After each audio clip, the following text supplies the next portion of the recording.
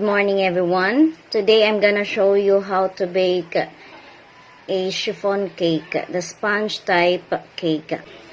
For our ingredients for our vanilla chiffon, we have here 2 1/4 cup cake flour, 3/4 cup evaporated milk, 7 egg yolk, 1/2 cup sugar white, 2 teaspoon baking powder, 1 teaspoon salt, 1 teaspoon vanilla concentrate. So for our meringue, we need 7 egg white,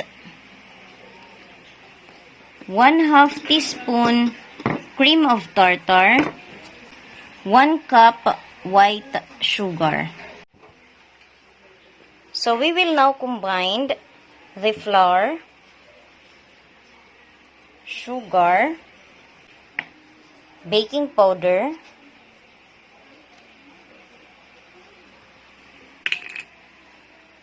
and the salt. Then we will mix this using rubber scraper.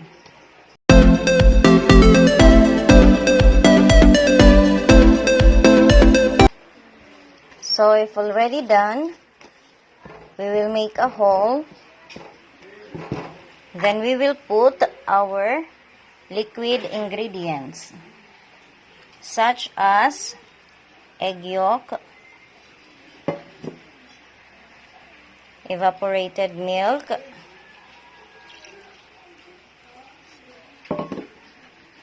and vanilla.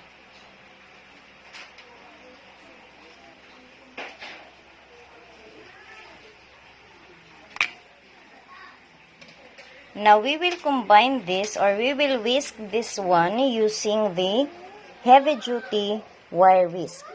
So we will start at the center.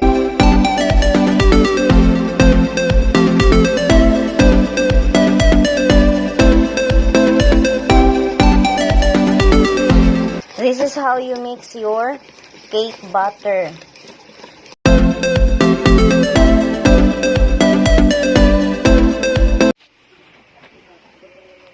So this is how it looks like.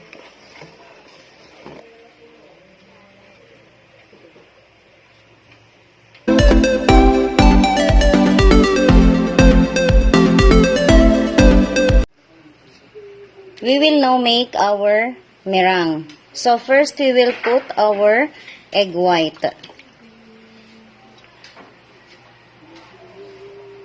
Before adding the cream of tartar and the white sugar, we will beat first our egg white using the hand mixer. Hand mixer, it should be in high speed at once.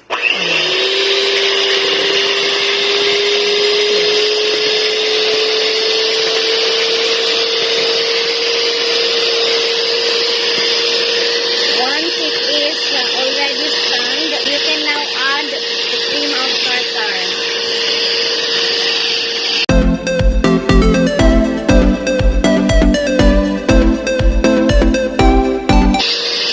Then the white sugar little by little.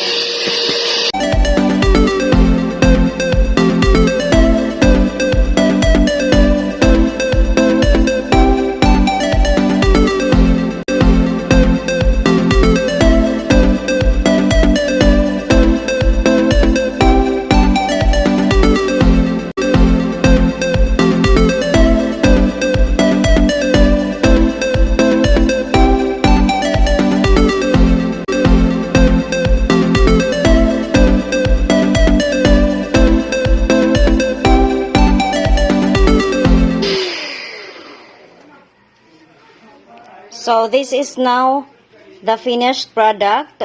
the meringue has it's on its highest peak. You can also observe that the meringue is not moving, so this is already done. The meringue is already done. We will incorporate this to the cake batter.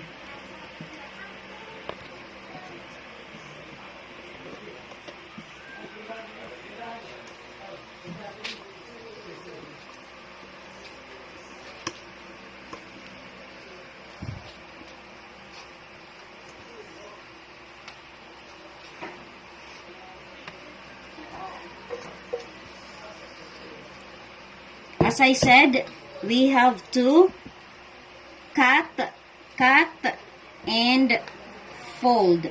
Cut and fold.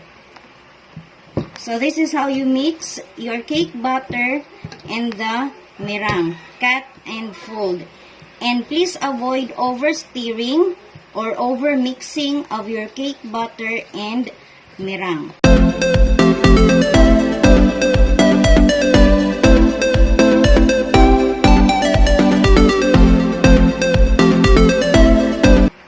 So this is already done. We will now put this on the baking pan with parchment paper.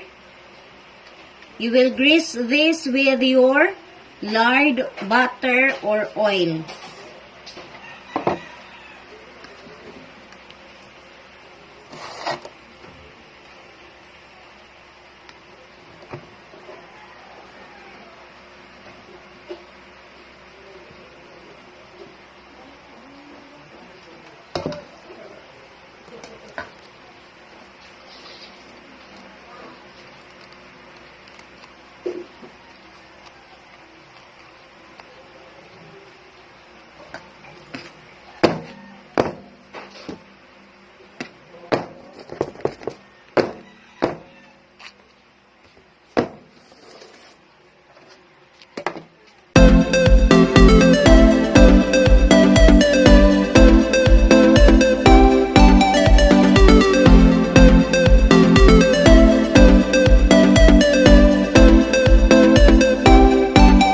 So this is now ready to bake. So we will preheat first the oven to 30 minutes.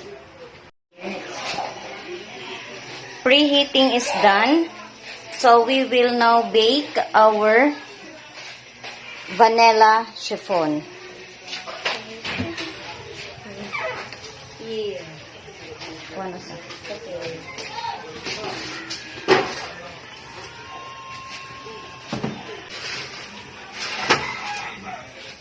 So we will cook this for 45 minutes. Avoid from opening your oven para hindi po bumagsak ang ating chiffon cake. So cake is already done. We will just wait until it is cooled before putting the icing.